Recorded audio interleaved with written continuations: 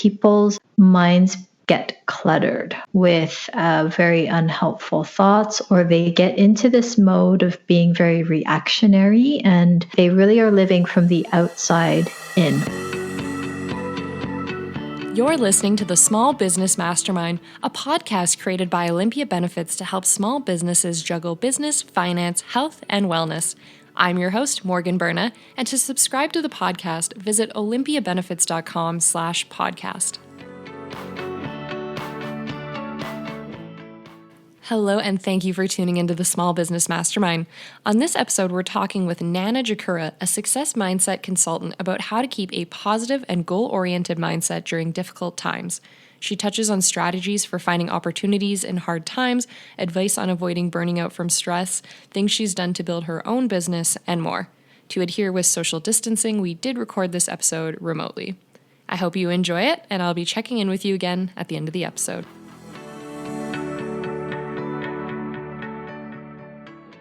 Things have obviously been difficult for businesses lately, particularly small businesses.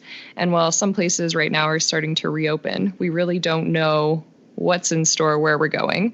So that's where we've brought in Nana today to talk to us all about refocusing our energy, our mindset, and keeping ourselves calm so we can be successful. So thank you so much for joining us today, Nana.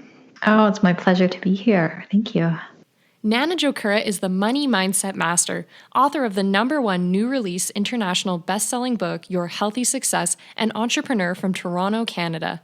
Nana is a success consultant who helps entrepreneurs and small business owners achieve their goals and live their purpose by dramatically shifting their mindset. She has helped transform the confidence, health, and profit of businesses and organizations using the universal laws of success.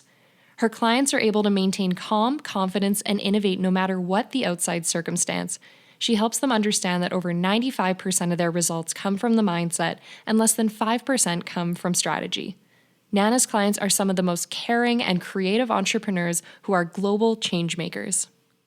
Thank you. And could you explain a little bit about what you do and how you got started with helping entrepreneurs and small business owners?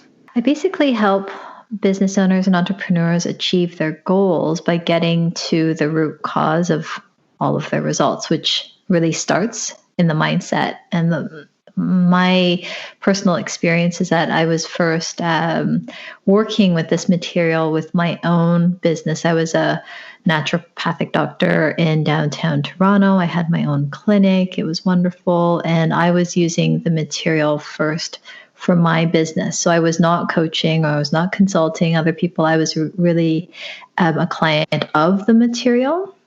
And I was going through some personal changes, really needing to double my income very quickly because it was looking like I was going to have to be replacing a second income. And I just wasn't making it happen on my own. So I found myself in kind of a panicked, urgent state where I knew I had to make some changes, and I was really trying on my own, but I knew I was missing a piece because my results were not shifting as quickly as I wanted and needed them to shift. So I got plugged into a system, and I was able to double my business twice in a very short amount of time. And it just blew me away. Yeah, I just felt like, oh my goodness, if I can do this for myself, I can surely help other people. So that's what happened. I was running my clinical business in parallel with my new coaching consulting business that I started, as I just started to help other business owners. Mm-hmm. And how long ago did you start the coaching consulting? I've been with the material for over 5 years, and then officially consulting. It's been about 3 years now. Awesome. So you talk a lot about helping people shift their mindset. What are some of the mindset struggles business owners and entrepreneurs face during times of high stress? I'm sure everyone can relate to going through periods of stress, whether it's our current climate right now or even sort of in day-to-day functioning.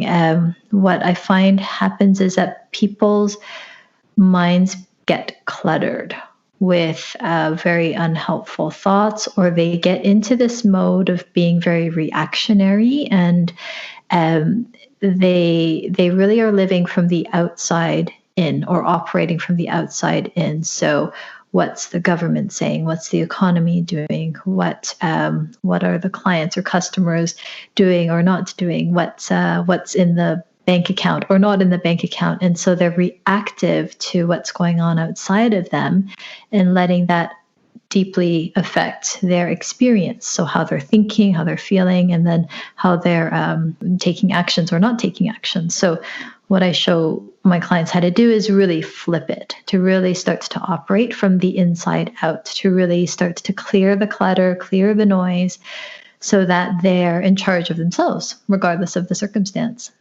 Obviously, during this time, there has been so much noise. It's a good point. A lot of people are reacting from, yes, the news, your bank account, the government, all these things. With all this going on, how can we calm our minds and clear this noise? Well, it first starts with a desire to do so, to realize that from a calmer state of mind, you're going to be able to tap into much deeper resources that are within you. So it's that decision to actually just carve out some time and space for yourself. And it doesn't actually have to be a lot. It could simply be a minute where you just close all the screens down. You just, find a little bit of space for yourself. Maybe you even are at your desk and you simply close your eyes and you start, I'll often take my clients through a super simple guided breathing exercise where you just, get connected with your seat and you just start noticing your breath, the flow of air in and out. And just with that mindfulness, you connect with the present moment, you connect with yourself, and that's it. Like you focus on one thing, which is your breath for that particular exercise. And you do that for a minute. You could do it for 10 minutes. You could do it for 20 minutes. And it really serves to calm your nervous system down, clear your mind, clear away that clutter so that you can go back to whatever you were wanting to do with much more productivity and focus. And sometimes it can be very difficult to get that mind clear, even when we are doing the breathing. Do you have any tips for that? Mm-hmm. Yeah. So for my clients who are a bit more kinesthetic, like if you find that you're really creative and you have a lot of ideas, some of them maybe not so helpful, maybe some of them are. I find writing it's available to us. It's super simple. You can really just write down what it is that you don't like about your current situation, what you're facing, what the challenge is. And then on another sheet of paper, you can write the polar positive opposite of what it is that you do want. And the act of writing causes thinking, and it helps to redirect your mind and attention to what it is you do want, because it's, for most of us, we've all been trained to, look at what's going on, look at outside, what's the news saying, what's everyone else saying, and our minds haven't really been trained to focus on, well, what is it that we want? If that's not what we really want to pay attention to, if we do want to be creative, if we do want to be calmer, well, what is that? What does that look like? So you just by simply writing it out, it creates an image in your mind to work with, and it directs your focus and attention. And you were mentioning also closing things down on your computer. Would you suggest people maybe limiting screen time or limiting news consumption during this time? Yep, I would. I was gonna go into a longer explanation, but simply yes. I mean, you can check in so that you, whether it's email or the news, take care of what you've got to take care of, but you definitely don't have to be obsessing over that. In fact, this is one of the keys on how you can really start to get creative instead of reactionary, how you can respond instead of react. So you can really start training your focus. Well, what is it that you do want? Do you want to be waiting for government relief programs, or do you want to get innovative and start thinking of ideas of what you could be doing to serve your clients and customers. And that's a choice that we make. But most people are almost addicted to that consumption and the need to know. And once a day is plenty. Maybe you don't even need once a day. If something's really important, you'll hear it. There will be people around you who inform you. Yeah, and it's something we've never gone through before, so it does get a little addicting to be constantly checking the news, but nobody I've talked to feels better after that experience. What advantages would you say business owners and leaders that you work with experience when they're able to stay calm through adversity? Oh, it's like night and day. It's huge. It's the difference between not feeling like you have any power or control in the situation versus feeling like, well, your business is in your hands. So if you're going to grow, and there are many businesses right now that are growing, and it's those businesses who've decided to take the much more empowered position. And it starts with the decision. You might not even know how you're going to pivot or how you're going to innovate just yet, and that's okay. But the decision that you're going to come from that empowered place is the starting point. And it's huge. I have clients who are really doing better now in this time than they were before. And the reason is that with any problem, so if it's a small problem, there's an equal and opposite small opportunity or a small solution. If there's a big problem, then there's an equal and opposite positive opportunity for a positive solution. And as a business owner, that's what you do. You solve problems for people. You bring some increase or you prevent a loss for your clients and customers. And so you want to be asking yourself, like, what's your community? What are your clients and customers saying that they need and want right now? And what's within your capabilities of like, what can you do to help them with that? And it's a very different way of thinking. And with so many options available to people with, businesses are having to make quite big changes to their business model, or some people aren't operating at all, where would you recommend people start for looking for this opportunity? You mentioned taking a look at your client needs. How do we, narrow our focus and decide on a couple opportunities to pursue? I find that a lot of times business owners will just in their mind create what they think their customers or clients need or want. And so one of the processes I get my clients to go through is go talk to some real people. Go talk to some current clients, go talk to some prospective clients, and really ask them what they're facing right now. And let the answers go deeper than just the surface level, ask them, what are they facing and how are they experiencing it? What are their challenges? What are they frustrated with right now? What, if they could improve, would that be? And what would that improved picture look like? And you'll gain a lot of insights. I had a client of mine do that. She thought she was going to be helping businesses with their copywriting, and so she had a brilliant idea. But then when she actually talked to prospective clients, she actually found out that right now people really want help, not just with their copywriting, but with completing their project, starting and completing their projects. So that totally positioned her offering in a very meaningful way.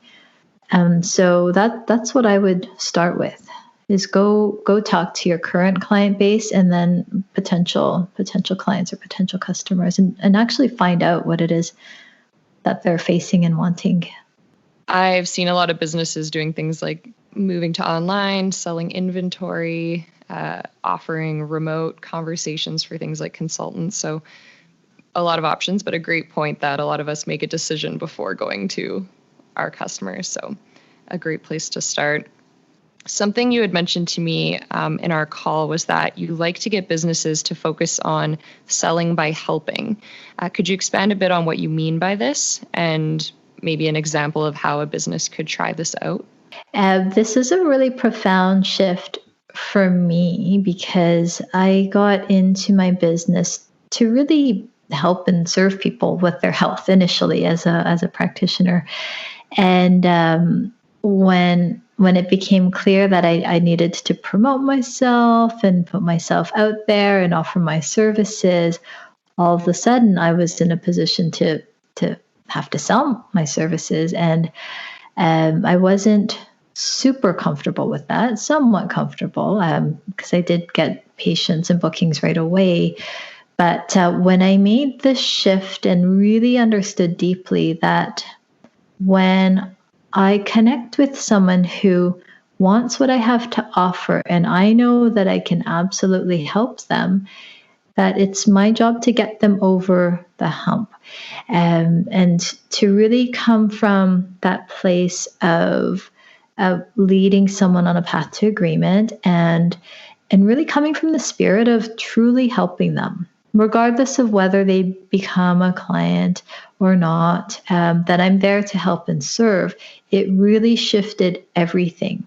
I During that time when I was needing to grow my business really, really quickly, and I was coming from that panicked, almost desperate place, which, I mean, I've talked to many business owners lately, and people have been scared. There's a lot of uncertainty. There's a lot of stress. And when you come from that place, that's what you're sending out to the world. So when we talk about and work with the law of cause and effect, well, you are the cause of all of your effects. That's what you're radiating out, and then that's what comes back to you. So maybe other customers and clients mirroring that, saying, "Oh, well, they'd love your help, or they'd love to participate, but things are so uncertain, money is tight." And so if you're coming from a place where money is tight, then that will be mirrored. So what happened, rewind, going back to my experience of when that profound shift happened, all of a sudden, instead of focusing on, oh, well, I need to get certain number of clients to just pay my bills, I realized, wait a second, I'm in it to help people. I've got this incredible skill set. I've just got to figure out how to connect with more people and convey that I'm here to help and serve. So then what happened was I opened up another day, Saturdays, which it wasn't historically a popular day for me to work, so I shut it down. But then I entered into that new day and offering with a totally different energy and spirit. I thought, okay, I'm here to serve. And it very quickly became my busiest day, where I was serving tons of people. It was really enjoyable for me once I got into the spirit of selling is helping people. So whether it's a practitioner, or whether you have any kind of business online, or whatever it is you're doing, you really want to connect with that, because people will notice.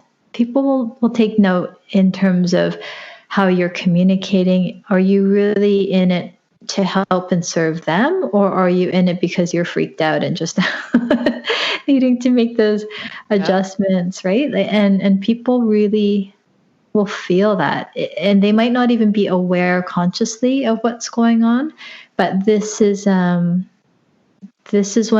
you're really tapped into this.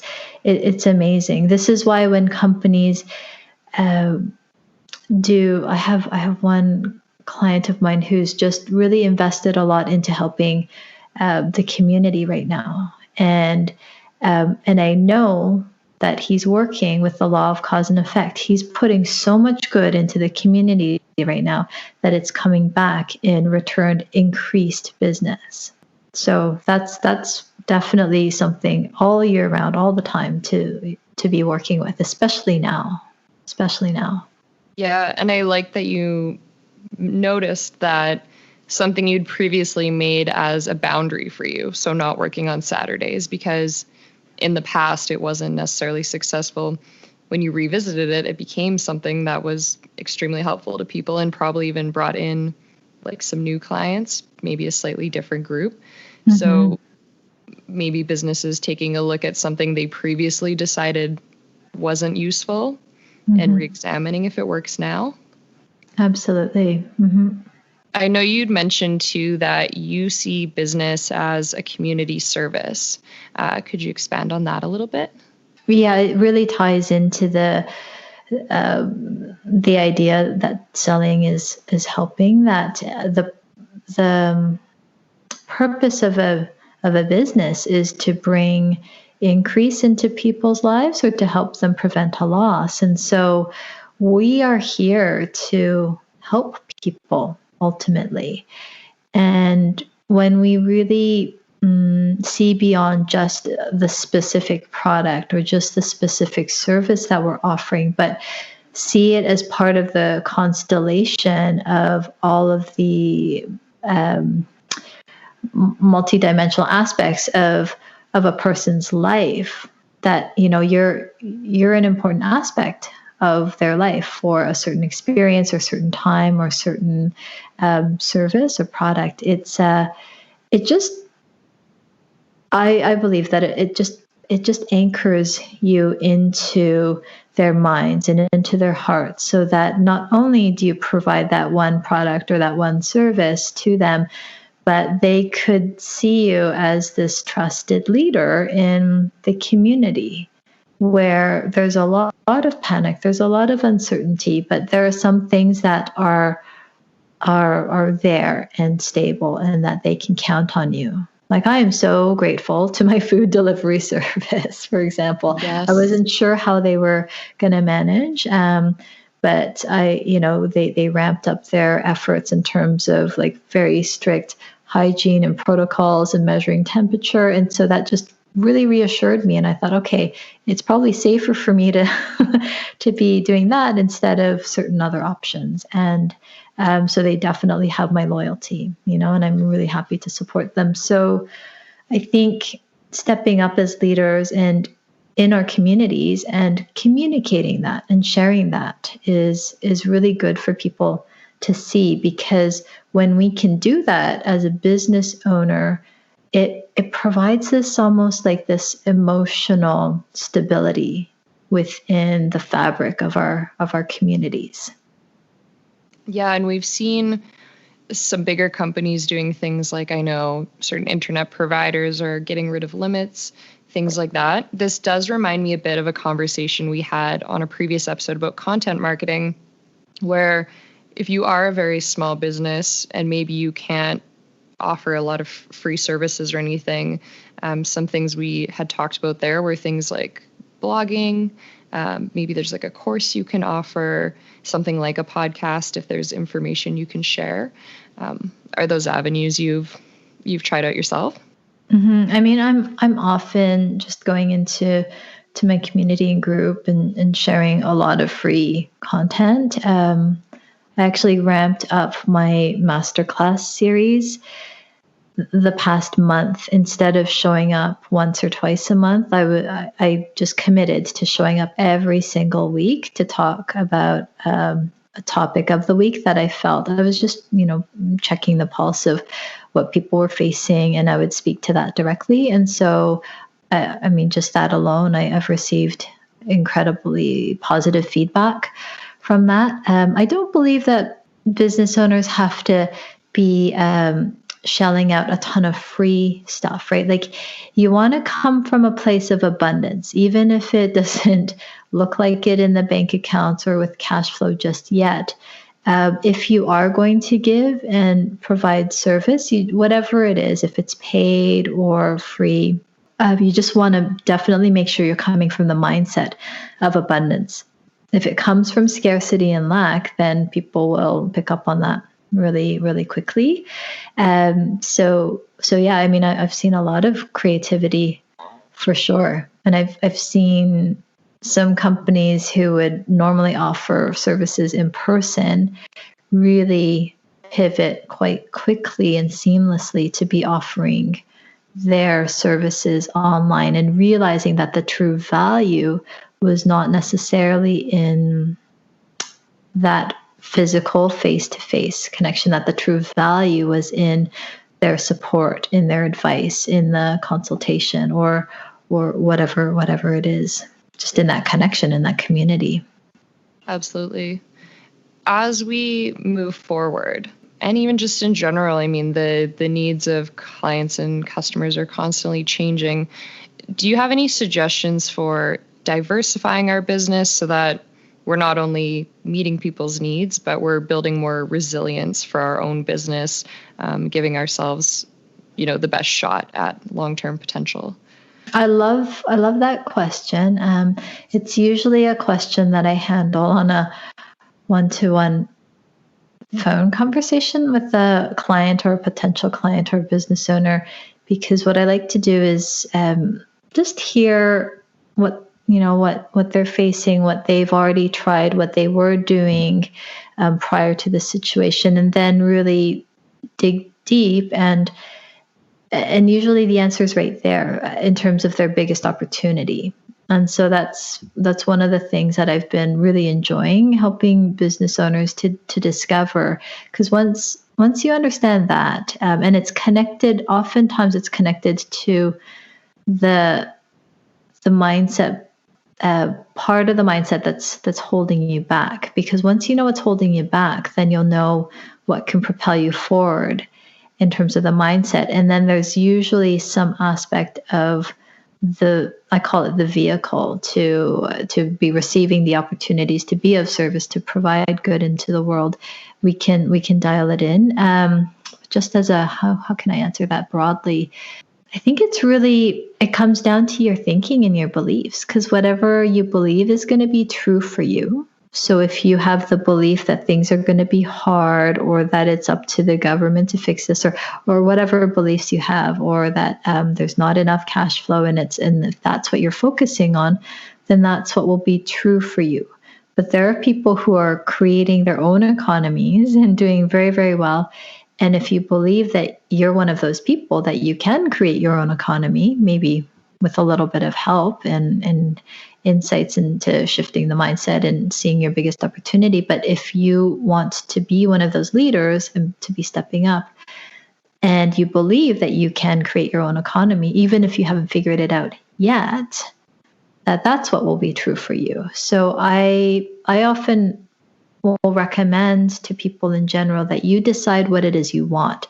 You could decide that this coming month is going to be your best month ever in business, that you could potentially double your business. And you might not know how yet, but the details of the how, you're only going to try to be figuring out the how from the perspective that you've come from. And that's not the kind of thinking that's going to lead to the solution. So you really want to come from a new level of awareness. And oftentimes that's exactly the work that I do with my clients. But you can decide right now, listening to this, what is it that you want this next month to look like in your business?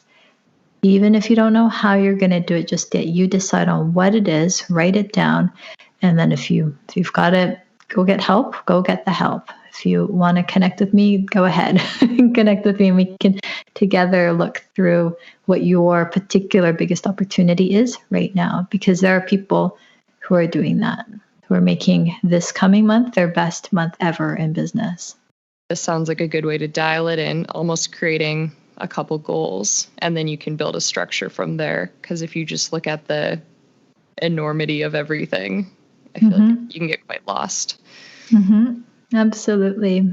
Yeah. I think one of the other ideas that I work with a lot and I help all my clients with is the idea that over 95% of our results comes from the mindset, and that less than 5% of our results is about strategy. So under the umbrella of strategy would be marketing and mechanical action. And I find that when business owners are faced with a crisis or a challenge, they kind of dig in. They're like, oh, okay, well, if they want to double their business, they've got to double the time, double the stress, and double that. But it actually doesn't work that way, because that's kind of a recipe for burnout.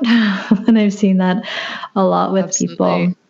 And so what you want to do is really work with the bulk of your power, which most people aren't even aware of. And even if they're a little bit aware of the mindset, they don't know how to shift it. So really working with that is going to give you a major advantage. It's the difference between collapsing under this or really actually thriving.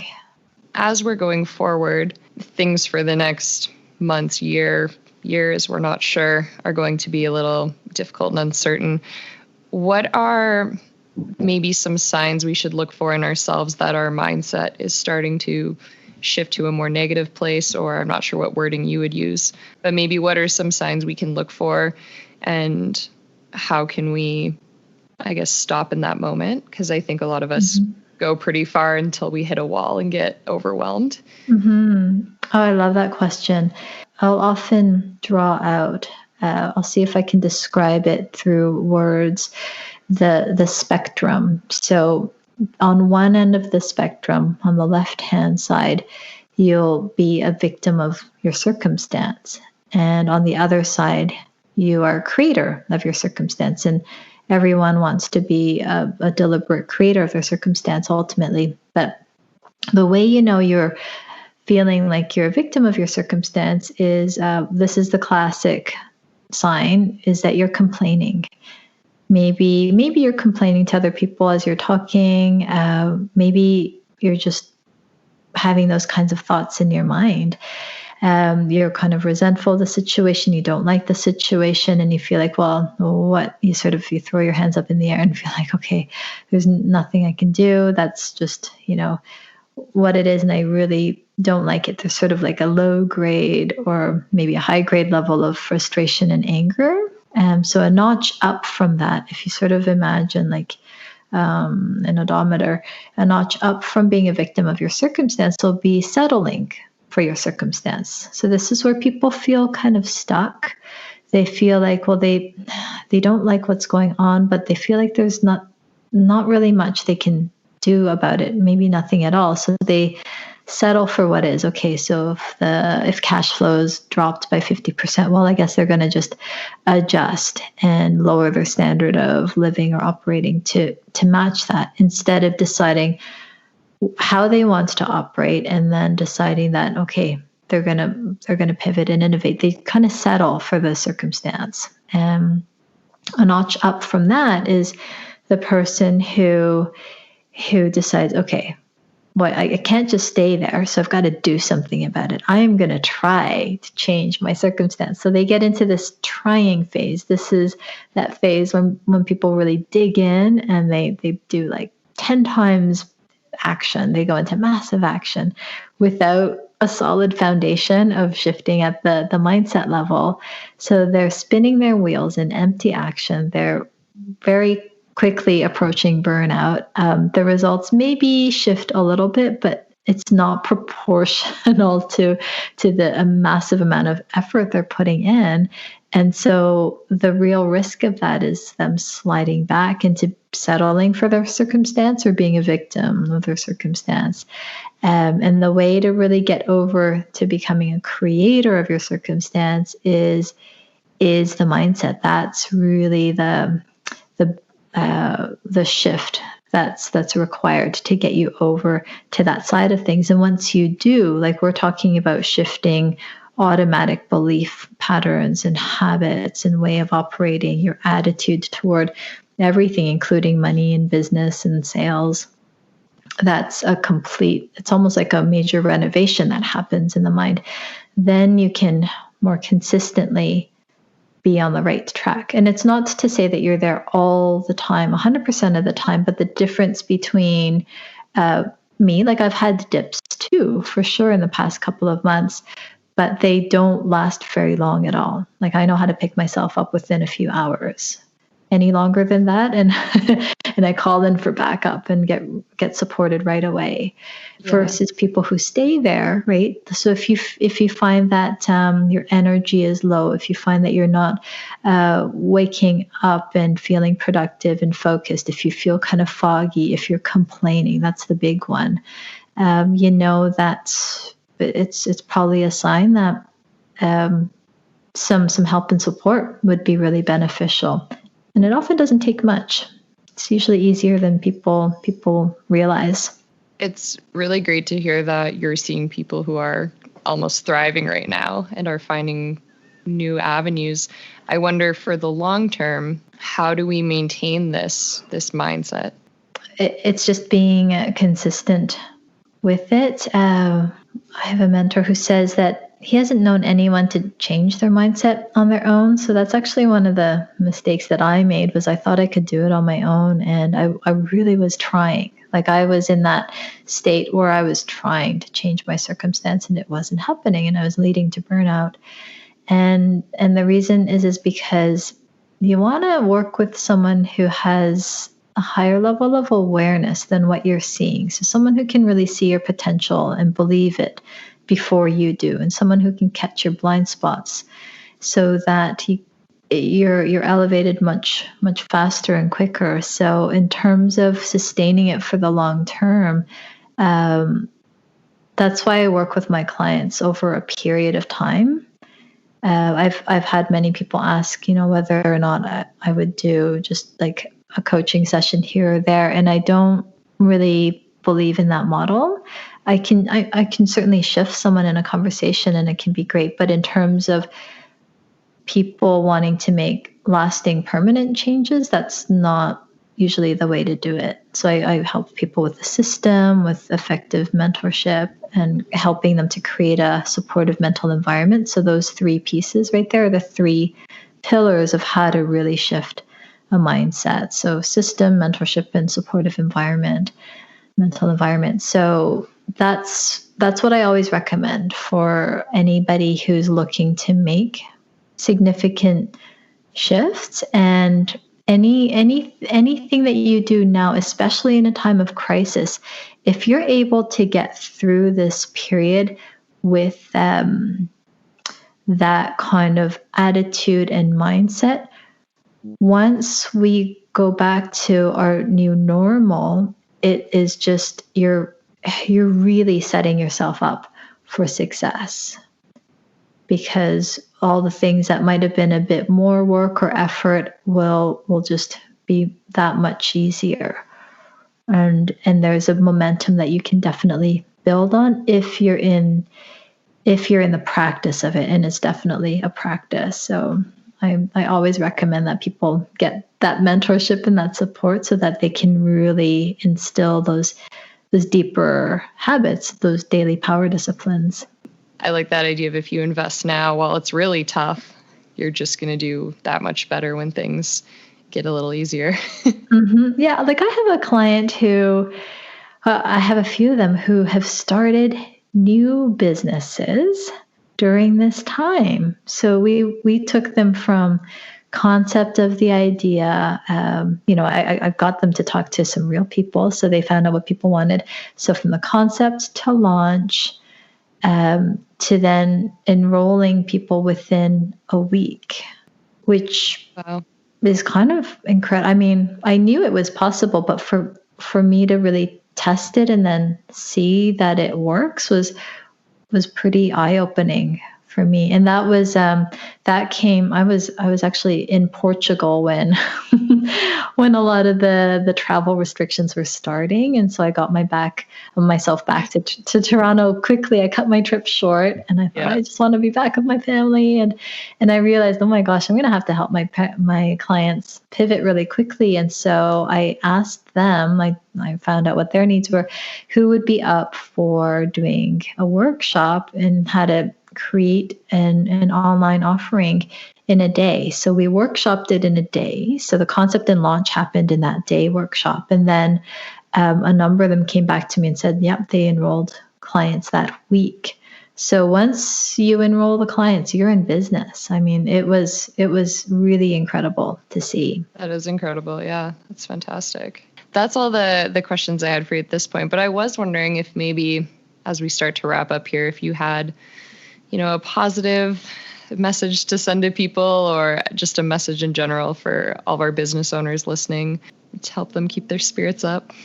I will often recommend to people to start harvesting the good in everything.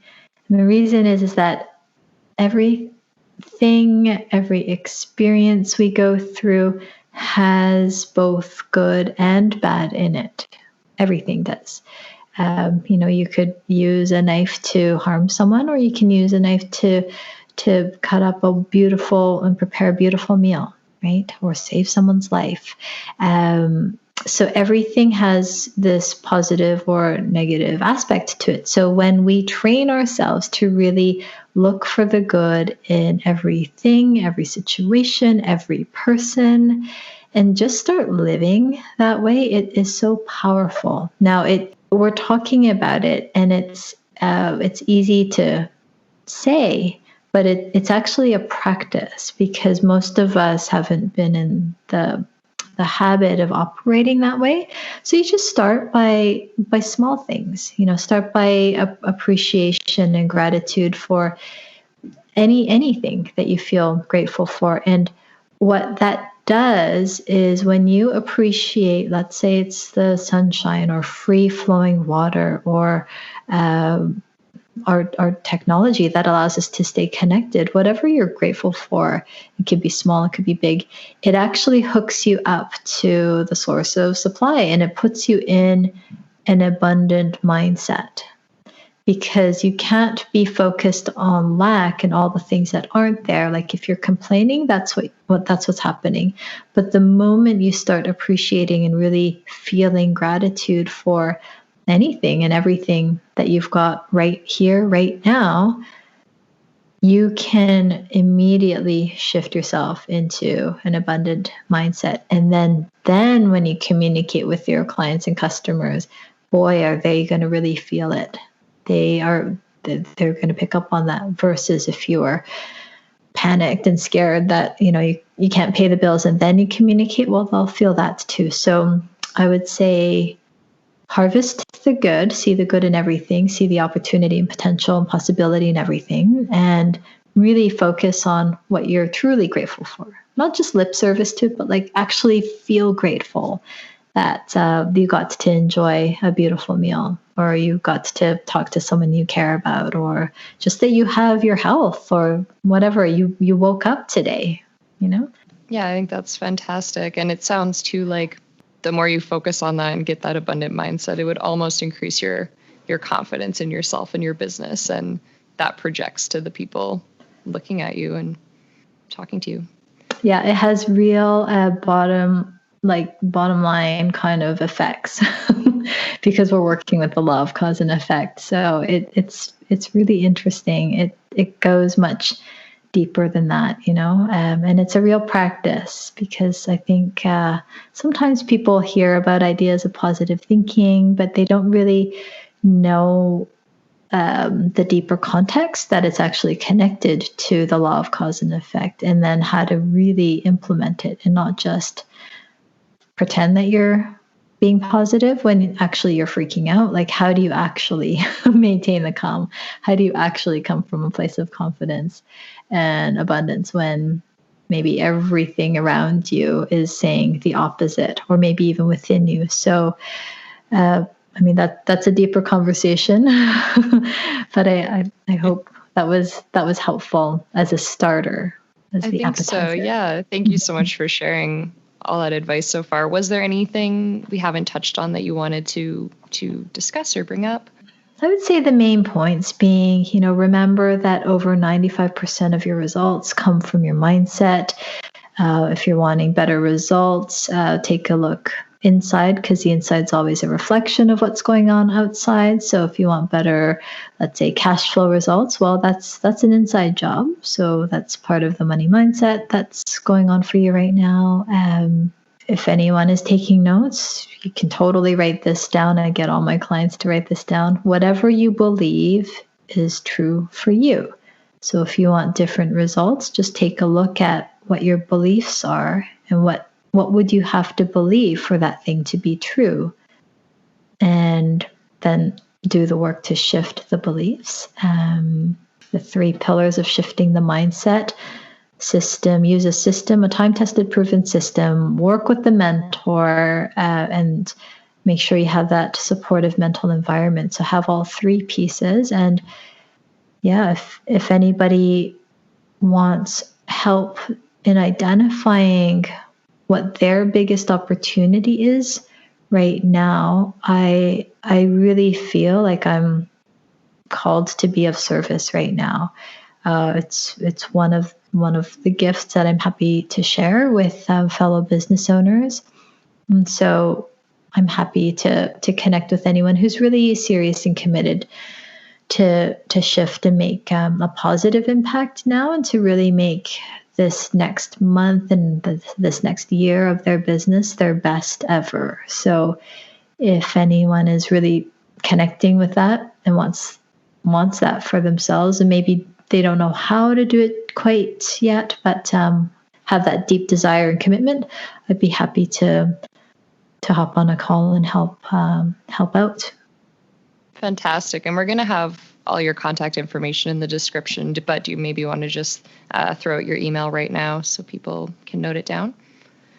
Sure. So my website is Nana Jokura, NanaJokura.com. So they'll be able to access a free training there, and they can check that out to see if that's helpful to them. And if they wanted to email me, they can reach me at info at nanajokura.com. Great. Well, thank you so much, Nana, for sharing all this information today and hopefully helping us all feel a little more uplifted and in control. Absolutely. It's my pleasure. Thanks, Morgan. Thank you so much for tuning into this episode of the Small Business Mastermind, created by Olympia Benefits. To subscribe to the podcast, visit olympiabenefits.com/podcast. I also wanted to mention that we now have our own Instagram account for the podcast, where I'm sharing behind-the-scenes materials and important takeaways from our episodes. You can find us at SB Mastermind. All right, that's all I have for you today. I hope that you enjoyed this episode, and I'll be chatting with you again very soon.